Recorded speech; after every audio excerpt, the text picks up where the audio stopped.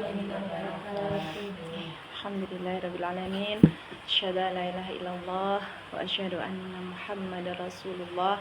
Nahmaduhu wa nasta'inuhu wa nastaghfiruh wa na'udzu billahi min shururi anfusina wa min sayyiati a'malina. May yahdihillahu fala mudhillalah wa may yudlilhu fala hadiyalah. Allahumma salli ala sayyidina Muhammad wa ala ali sayyidina Muhammad. Allahumma arhamna bil Qur'an. Allahumma arhamna bil Qur'an. Allahumma arhamna bil Qur'an. Amin Allahumma amin nggih. Alhamdulillah dari tasyrik nggih, kasih tasyrik nggih. Diperbanyak talbiyah dan diperbanyak takbir dan juga diperbanyak. Kalau kemarin ada dianjurkan Ustadz Abdul Aziz itu untuk takbir sabat, ada takbir sabat yang kita peruntukkan untuk saudara-saudara kita di Gaza gitu ya, insyaallah. Sambil kita banyak-banyak berdoa. Alhamdulillah ini sebuah kehormatan saya diundang kayak pembicara nasional. Diundang di sini itu kehormatan ngeten nggih, kayak ngoyahi segoro, tapi alhamdulillah saya syukuri karena dengan bersama panjenengan itu berarti mengasah gitu ya, semakin mengasah ini ya, ruh kita untuk, terutama saya sendiri ngeten nggih, untuk bertemu panjenengan itu kayak ngungkal ngeten nggih. Mengasah ruh Qur'aniyah kita bersama-sama. Jadi nanti insyaallah sifatnya bukan pemateri, kita diskusi nggih, memandu diskusi saja sambil sharing pengalaman-pengalaman. Dan kita syukuri ini sebagai salah satu wasilah bagi kita untuk tetap dekat bersama Al-Quran, dengan bersama-sama menjalin ukhuwah yang insyaallah di sini sudah sangat terjalin gitu ya, sudah sangat kuat insyaallah seperti itu. Shalawat dan salam kita aturkan kehadirat Rasulullah Shallallahu Alaihi Wasallam beserta para sahabat dan seluruh pengikut yang setia sampai akhir zaman. Semoga kita termasuk di antara pengikut yang mendapatkan syafaatnya kelak di hari ketika tidak ada lagi pertolongan selain dari Allah. Amin Allahumma amin. Alhamdulillah jadinya ini hanya Ustazah aja, nggih Ustazah Maria. Oh gitu ya, yang dari umum belum bisa hadir. Oh iya. Nggih. Materinya ini kayaknya panjenengan sing nglonthok iki asline. Istiqomah bersama Al-Qur'an itu ini panggonane mriki nggih, panggonane. Nggih. Insyaallah tidak ada salahnya untuk terus mengulas nggih. Karanune mungkin dari pengalaman panjenengan selama menjalani hari-hari atau target-target istiqomah di sini nanti bisa menguatkan saya. Begitu juga mungkin sedikit pengalaman saya nanti bisa menjadi tambahan ngaten nggih, menjadi tambahan untuk saling menguatkan, istilahnya seperti itu nggih. Panjenengan sudah pernah ini belum nggih? Sudah pernah mentadabburi atau menghafal surah apa kemarin nggih? Sebentar. Surah-surah tentang istiqomah nggih. Salah satunya di surah Fussilat, monggo bisa dibuka Fussilat ayat 30. Di Fussilat 30 monggo. Bisa disimak. A'udzu billahi minasyaitonir rajim. Innalladzina qalu rabbuna Allah summa istaqamu tatanazzalu alaihimul malaikatu alla takhafu wa la tahzanu wa basyiru bil jannati allati kuntum tu'adun. Sesungguhnya orang-orang yang berkata Tuhan kami adalah Allah, kemudian mereka meneguhkan pendirian mereka, atau istiqomah, maka malaikat-malaikat akan turun kepada mereka dengan berkata, janganlah kamu merasa takut dan janganlah kamu bersedih hati, dan bergembiralah kamu dengan memperoleh surga yang telah dijanjikan kepadamu. Di situ ada salah satu kata-kata summastaqomu nggih. Summastaqomu itu berarti kemudian Nggih, kemudian mereka meneguhkan pendirian mereka. Jadi disebutkan bahwa summastaqomu itu bermakna mereka meneguhkan pendirian mereka. Jadi kalau dari surah ini bisa kita ambil kesimpulan sekilas nggih. Nanti kalau diulas lagi makna istiqomah itu kan banyak banget ngaten nggih. Maksudnya banyak uraian nggih, banyak uraiannya. Tidak usah terlalu kita bahas untuk uraiannya, tapi kita fokuskan di sini bahwa istiqomah itu adalah meneguhkan pendirian. Nggih, meneguhkan pendirian. Insya Allah sudah terpraktekkan kok di sini nggih. Kalau melihat target-target begitu ya, terutama target-target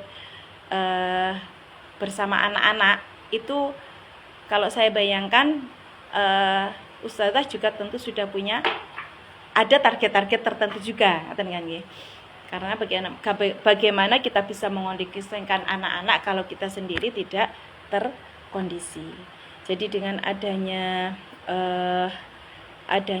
teguh pendirian ini, nanti kita tersambung juga dengan hadis Rasulullah yang menyatakan bahwa beliau itu, Allah lebih suka kepada amalan hambanya dawamuka wa in qalla, yang dawam nggih. Dawam itu berarti rutin dan istiqomah itu nanti kan akan saling beriring nggih. Rutin dan istiqomah itu saling beriring, wa in qalla, meskipun sedikit.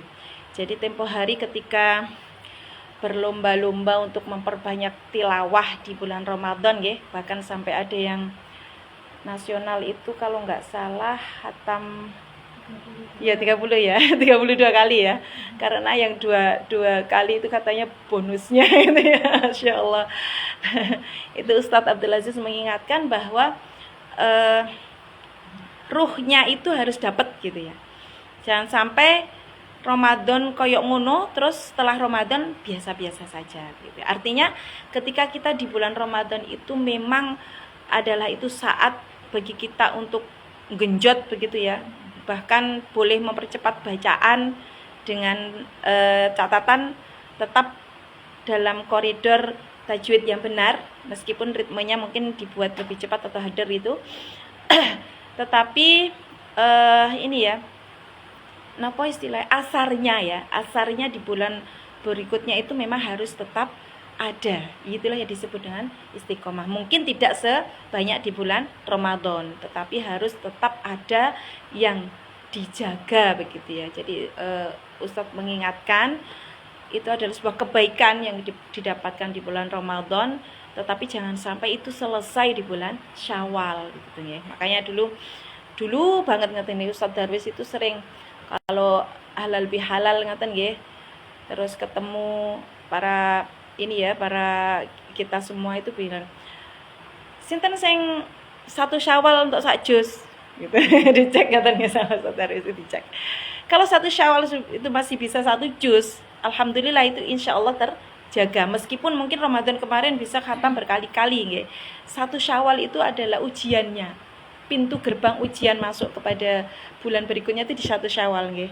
Dengan alasan banyak hal itu kita bisa saja lalai, gak apa-apa lah wis riyo gitu ya, memaafkan diri sendiri, padahal itu sebenarnya tidak boleh menjadi alasan. Jadi minimal 1 juz di 1 Syawal itu insya Allah akan membuat langkah ke depan kita itu lebih terarah, intinya terkontrol dengan harapan seperti itu. Kalau 1 Syawal sudah jeblok begitu ya, 2 Syawal dicoba.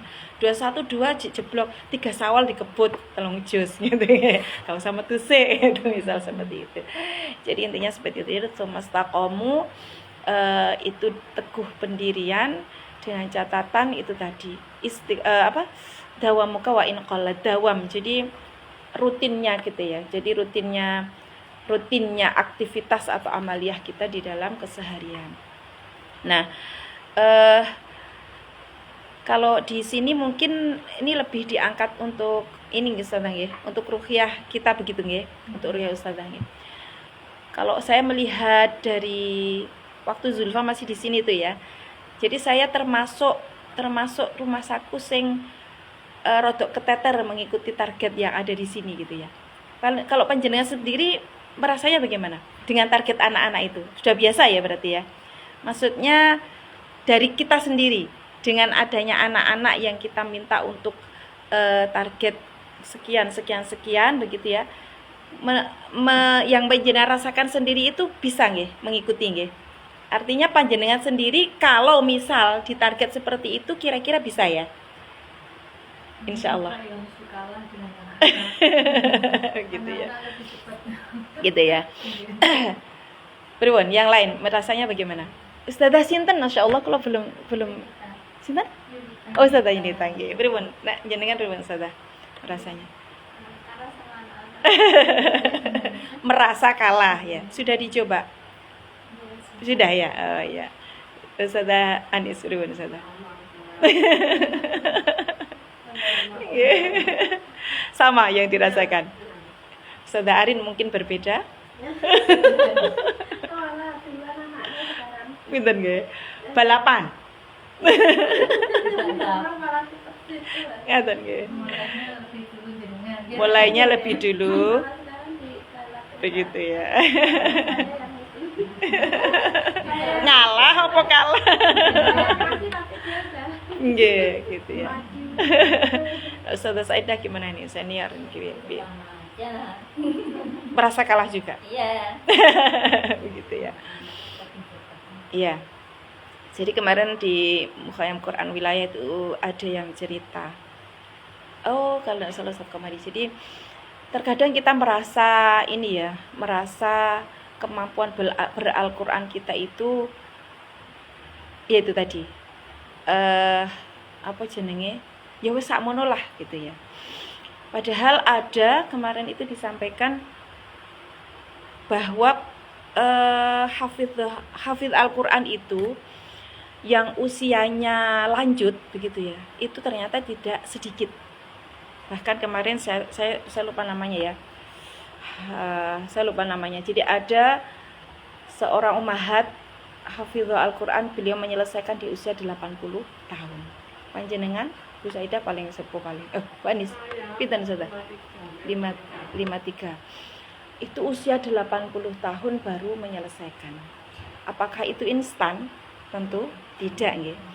Seperti batu yang ditetesi air begitu ya, sedikit demi sedikit akhirnya bisa diambil apa ya? Kalau menghafal itu menurut saya bukan hasil ya. Karena proses terus nggih, tidak pernah ada selesainya begitu ya. Kalaupun bisa tasmi 30 juz dalam sehari 2 hari misal ngaten nggih, itu hanya sebuah apresiasi sajalah, sebuah apresiasi duniawi yang membuat kita lebih semangat ngaten nggih, lebih semangat. Tetapi setelah itu tidak ada kata berhenti. Jadi kalau menghafal itu menurut saya dan menurut beberapa referensi itu memang bukan untuk dicari pencapaian, ya, tetapi itu sebuah proses yang terus menerus. Jadi anak saya yang sudah pernah setoran 30 itu 4 ya, 4. Tetapi ketika ditanya malu-malu gitu ya, malu-malu gitu. Ini ada evaluasi nih berapa yang sudah disetorkan gitu ya. Gitu ya. Intinya mereka merasa belum maksimal meskipun sudah pernah setor 30 juz. Artinya prosesnya itu belum maksimal. Jadi prosesnya itu belum maksimal karena apa ya? Karena itu tadi ada semesta komunya yang masih belum diupayakan secara maksimal gitu ya. Beliau yang sudah yang khatam dalam usia di 80 tahun itu pasti prosesnya itu yang tidak bisa dipungkiri ya. Proses istiqomahnya itu tadi. Dan dari situlah kita Ustadz kemarin ini nggih, Ustadz kemarin kalau tidak salah ya, dipenging istilahnya ini, dipenging membatasi diri. Ya mesti arek jian gitu ya. Aku wis tuwek misalnya gitu ya. Itu akan membuat kita jadi lebih lemah begitu ya. Kita kembali saja ke surah Al-Qamar nggih. Walaqad yassarnal Qur'ana lidzikri fahal mim muddakir. Itu kan diulang beberapa kali nggih. Beberapa kali. Artinya bahwa ketika mindset kita itu menyatakan insya Allah mudah, insya Allah bisa, ya tidak ada batas usia. Karena ya mungkin anak-anak secara fitrahnya masih lebih fresh daripada kita yang sudah terpakai bertahun-tahun ini ya otaknya gitu ya. Tetapi kalau kita ingat guyonan-guyonan itu ya, otak orang Indonesia itu mahal karena orisinil. Otak penghafal Al-Quran itu justru mahal karena dipakai terus gitu ya kan. Salah satu dari fungsi atau makna menghafal manfaat menghafal Al-Quran itu kan menghilangkan pikun ya. Artinya apa? Kalau kita merasa bahwa diri kita itu tidak secepat anak-anak, misal gak arek-arek gadean aku gak karena sudah usia, itu mungkin bisa kita kikis sedikit demi sedikit dengan kita coba. Bisa jadi mungkin targetnya yo gak podo mek anak, atau mungkin jenengan mau tantangan. Mungkin Ustazah Maria suatu saat perlu bikin tantangan yang anak-anak dan ustazah itu targetnya podo. Saya yakin itu kalau diniati banget begitu ya, diniati betul. Kalau Ustadz Abdul Aziz itu menganjurkan begini, adalah satu momen gitu ya, paling enggak itu 1 tahun sekali yang kita itu berinteraksi dengan Al-Quran dengan sangat, ya enggak bisa setiap hari itu, paling tidak 1 tahun sekali lah bikin momen yang di situ itu kita nanti punya kenangan bahwa kita bersama Al-Quran mati-matian. Misal kalau kemarin di ini ya, di DPP itu ada istilah sehari bersama Al-Quran ya. Sehari bersama Al-Quran itu kemarin programnya, kalau di kita itu lebih banyak kajian. Kalau menghafal itu, bahkan di Mukhayam Al-Quran itu juga menghafal porsinya itu enggak sampai 50%. Kenapa? Karena menghafal itu memang pekerjaan harian. Nggak bisa kalau misal kita dalam satu acara terus menghafal sekian, disetorkan sekian, ya bisa sih, ya. Cuman nanti ya harus tetap diulang lagi, gitu ya. Tidak bisa itu dijadikan sebagai patokan. Aku lo tahu ngapalnya sak juz dalam satu acara, begitu ya. Kalau nggak diulang lagi ya hilang, begitu. Jadi mungkin perlu begitu ya, satu saat begitu ya, bikin sebuah program yang spektakuler khusus untuk ustadzah, misal begitu ya, mau membuktikan bahwa apa bener toh kalah mbak arah-arah itu apa bener begitu ya. Itu kalau sama-sama fokus mungkin begitu ya, jadi fokusnya dimirip nih gitu ya, meskipun yo nggak bisa kalau fokusnya kita sama anak-anak dimiripkan karena bercabang banyak hal gitu ya. Bercabang banyak hal, tapi mungkin perlu begitu ya. Jadi kalau di program Mukhayam Al-Quran Nasional itu ada yang namanya Insyighal Ma'al Quran.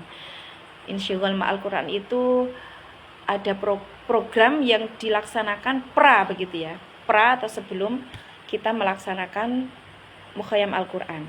Kalau di nasional kemarin itu sekitar 2 bulan atau 3 bulan begitu ya. Jadi di situ kita sudah dimulai begitu ya. Mukhayamnya kan cuma 4 hari gitu ya. 3 hari lah, 4 hari lebih gitu. Tetapi kita sudah dimulai dari 2 bulan sebelumnya. Ada ini ya, kalau jenengan sudah pernah mendapat 8T itu ya, salah satunya begitu ya. Jadi ada tilawatan, ada tadabburan, ada tahfidzan, dan juga qiyamul lail ya. Jadi ini contoh saja ya, mungkin nanti bisa dijadikan program sekali waktu begitu ya untuk menguatkan. Jadi yang tilawatan ini biasalah target tilawah standar ya, 1 juz. Kemudian yang kedua itu tahfidzan, itu memilih antara menghafal mujahadah atau murojaah dan dihitung jamnya. Di awal-awal insyighal itu 30 menit per hari minimal 30 menit per hari untuk itu tadi ya, kita mau milih mujahadah atau murojaah begitu ya. Intinya jam, bukan ayat, bukan baris, bukan juz ya. Kemudian yang ketiga itu adalah qiyamul lail dengan membaca surah-surah yang sudah kita hafal. Di awal-awal 5 halaman per malam begitu ya. Jadi nanti terserah mau berapa rakaat ya. Kalau ininya idealnya kan 8 rakaat per 3 itu ya. Itu jadi 5 halaman dibagi. Kemudian di periode berikutnya nanti ditingkatkan menjadi 10 halaman begitu. Dan tadabburon itu kita mengkaji, ada juz yang di ini kan ya, misal juz 29 gitu ya. Tadabbur bisa membaca terjemah, bisa membaca tafsir, bisa mengikuti kajian begitu ya. Itu 30 menit di awal sampai akhir itu 30 menit kalau tadabburan. Kemudian yang menjadi unggulan begitu ya, menjadi unggulan di program Mukhayam Quran itu, mungkin bisa jalan adopsi di RQ, itu adalah sholat malam dengan bacaan yang panjang. Jadi kalau qiyamul lail itu kan artinya berdiri nggih. Qiyam itu kan berdiri. Jadi sebenarnya kita menghafal Al-Qur'an itu kebutuhannya adalah pada biar bisa sholat malam dengan bacaan yang panjang. Jadi biar nggak muter nengkul wae begitu ya. Jadi sing apale apa timbangane lali begitu ya. Kalau bagi panjenengan insyaallah sudah saatnya untuk mencoba begitu ya, mencoba ada target-target seperti itu, dan itu kalau di mutabaahnya 1 pekan sekali. Jadi nanti dalam 1 pekan dapat berapa halaman, dalam 1 pekan dapat tadi berapa jam begitu ya, dalam 1 pekan tilawah berapa juz, dalam 1 pekan tadabbur berapa jam itu tadi. Jadi kalau bisa menikmati ya, ini kesempatan kalau mabit itu memang ini ya, kesempatan untuk insyghal ma'al Qur'annya itu lebih gitu ya, karena bareng-bareng begitu ya. Jadi untuk menghindari ngantuk itu bisa lebih terkondisi gitu ya. Jadi kalau di Mukhayam Al-Qur'an itu kan mulai dari 1:30 begitu ya, 1:30 sampai subuh dalam 4 rakaat itu dibaca berhalaman-berhalaman, bahkan bisa sampai 2 juz atau 1 juz lebih begitulah. Jadi kadang imamnya gantian. Imamnya bergantian. Intinya disitulah kenikmatan ya. Nanti mungkin bisa nyenang coba untuk malam ini. Kalau kita yang pernah itu, bukan nggih, kita di Ustadzah Nuri itu pernah juz 29 dalam 1 malam. Kita sholat malam pakai juz 29. Itu pernah kita mencoba seperti itu, dan ya memang kenikmatannya itu bisa didapat begitu loh. Kalau dengan ini ya, dengan berbeda dengan sendirian gitu ya, dengan acara seperti ini kenikmatannya bisa didapat. Nah, dari situlah kenikmatan untuk menghafal Al-Qur'an itu akan terasa ketika kita bisa menggunakannya dalam sholat, terutama sholat malam.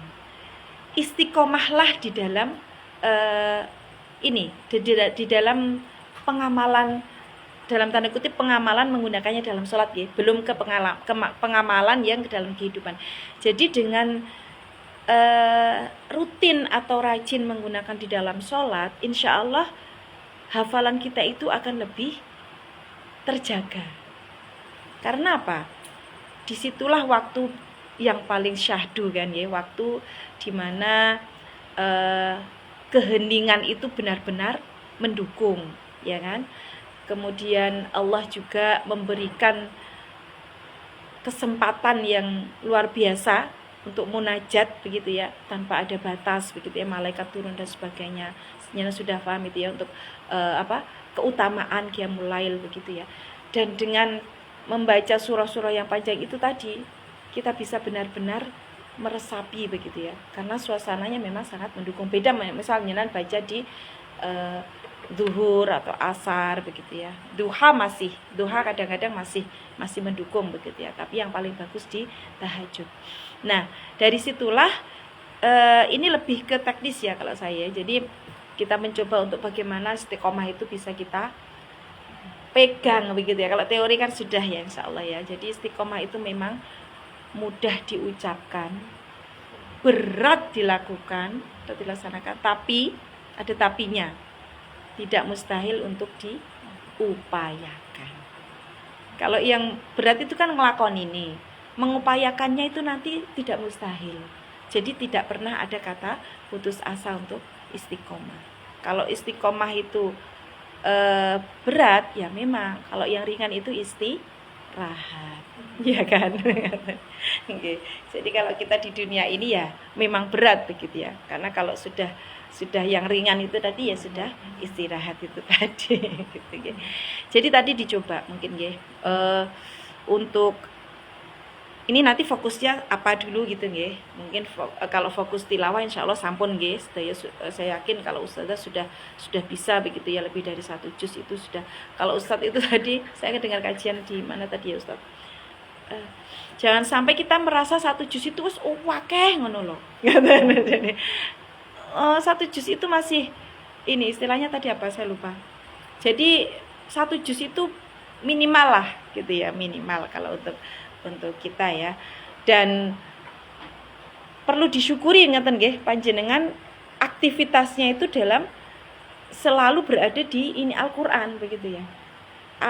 Aktivitas yang sangat mendukung untuk tumbuhnya rasa ber-Al-Qur'an yang kondusif.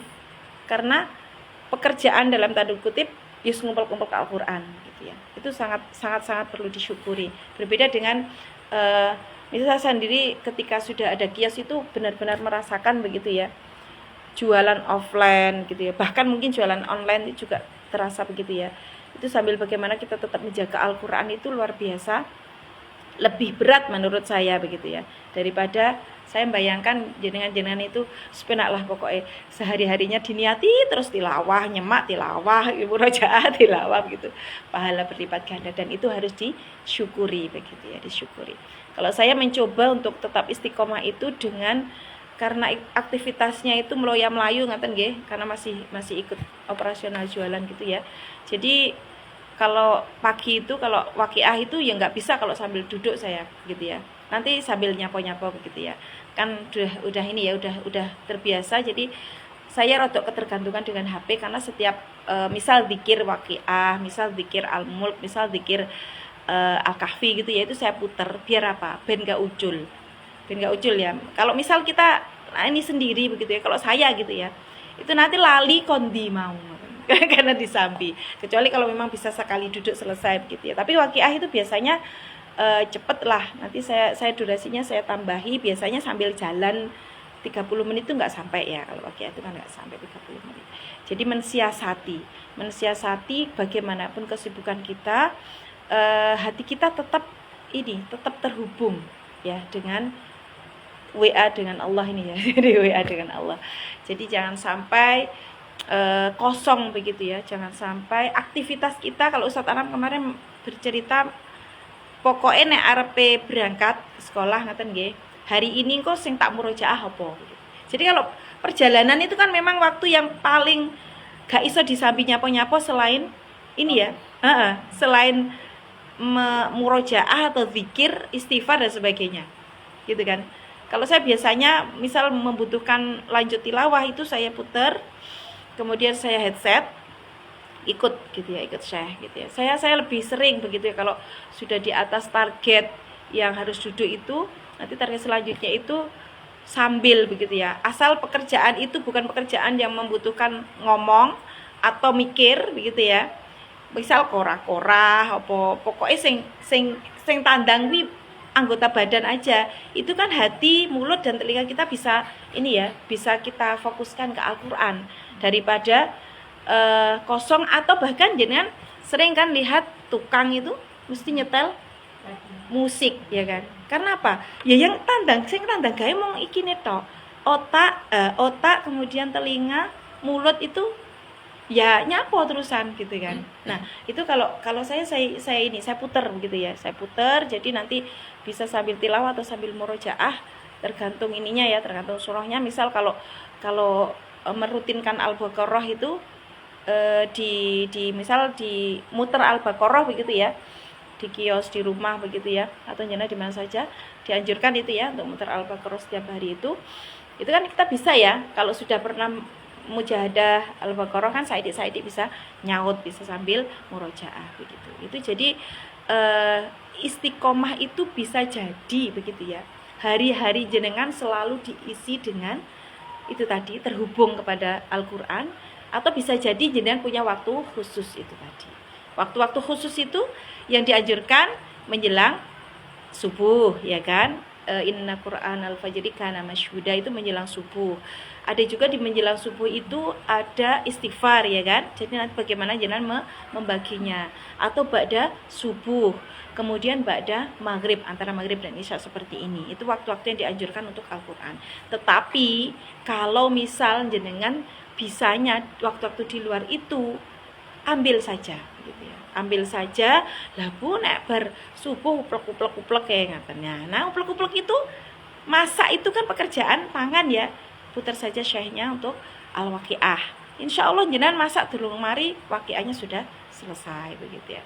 Nanti selesai itu lanjut al-maksurat. Al-maksurat saya juga ini saya ini muter begitu ya. Karena kalau nggak muter itu deh kondi kayak mang gitu.